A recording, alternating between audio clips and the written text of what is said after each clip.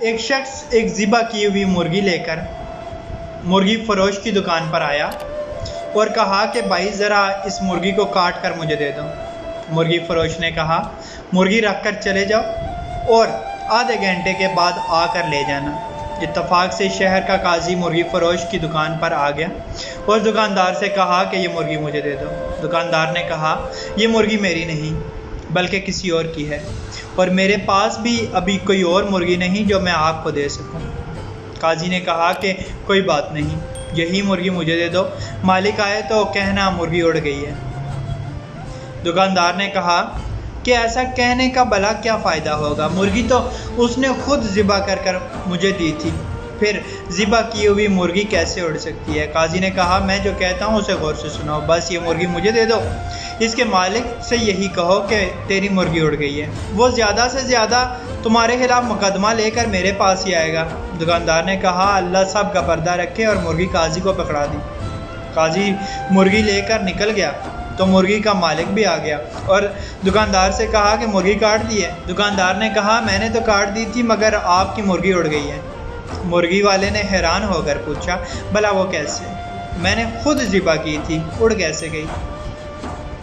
دونوں میں پہلے تو نوک جھوک ہوئی اور پھر بات جھگڑے تک جا پہنچی، جس پر مرغی والے نے کہا چلو عدالت قاضی کے پاس چلتے ہیں، اور چل پڑے۔ دونوں نے عدالت جاتے ہوئے رستے میں دیکھا کہ دو آدمی لڑ رہے ہیں، ایک مسلمان ہے جبکہ دوسرا یہودی۔ چھڑانے کی کوشش میں دکاندار کی انگلی یہودی کی آنکھ میں جا لگی اور یہودی کی آنکھ ضائع ہو گئی۔ لوگوں نے دکاندار کو پکڑ لیا اور کہا کہ عدالت لے کر جائیں گے۔ دکاندار پر یوں دو مقدمے بن گئے۔ لوگ مرغی فروش کو لے کر جب عدالت کے قریب پہنچ گئے تو مرغی فروش اپنے آپ کو چھڑا کر بھاگنے میں کامیاب ہو گیا، مگر لوگوں کے پیچھا کرنے پر قریبی مسجد میں داخل ہو کر مینار پر چڑھ گیا۔ لوگ جب اس کو پکڑنے کے لیے مینار پر چڑھنے لگے تو اس نے چھلانگ لگائی تو ایک بوڑھے آدمی پر گر گیا، جس سے وہ بوڑھا آدمی مر گیا۔ اب اس بوڑھے کے بیٹے نے بھی لوگوں کے ساتھ مل کر اس کو پکڑ لیا اور سب اس کو لے کر قاضی کے پاس پہنچ گئے۔ قاضی مرغی فروش کو دیکھ کر ہنس پڑا کیونکہ اسے مرغی یاد آ گئی، مگر باقی دو کیسوں کا علم اسے نہیں تھا۔ جب قاضی کو تینوں کیسوں کے بارے میں بتایا گیا تو اس نے سر پکڑ لیا۔ اس کے بعد چند کتابوں کو الٹا پلٹا کر کہا ہم تینوں مقدمات کا یکے بعد دیگرے فیصلہ سناتے ہیں۔ سب سے پہلے عدالت میں مرغی کے مالک کو بلایا گیا۔ قاضی نے پوچھا تمہارا دکاندار پر کیا دعویٰ ہے؟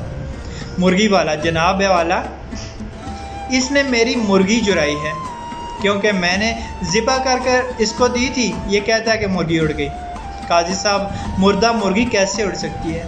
قاضی کیا تم اللہ اور اس کی قدرت پر ایمان رکھتے ہو؟ مرغی والا جی ہاں کیوں نہیں۔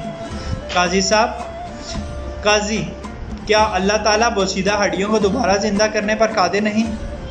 تمہاری مرغی کا زندہ ہو کر اڑنا بھلا کیا مشکل ہے؟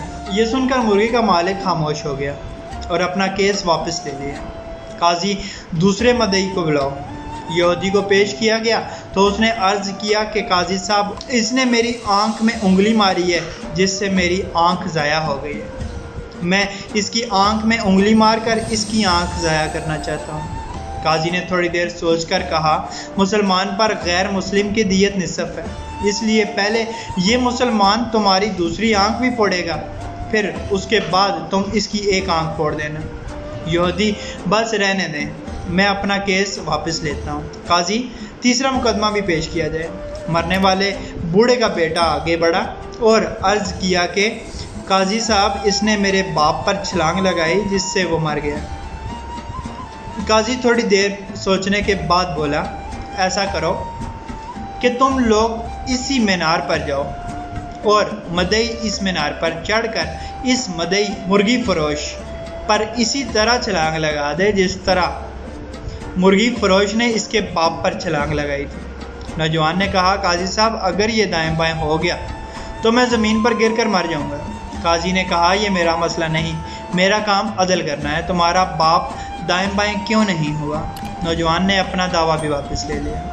نتیجہ اگر آپ کے پاس قاضی کو دینے کے لیے مرغی ہے تو پھر قاضی بھی آپ کو بچانے کا ہر ہنر جانتا ہے۔ امید ہے پاکستانی نظام عدل کے تناظر میں آپ اس کہانی کا مطلب سمجھ گئے ہوں گے۔ اللہ پاک آسانیاں حاصل اور تقسیم کرنے کی توفیق عطا فرمائے، آمین، جزاک اللہ۔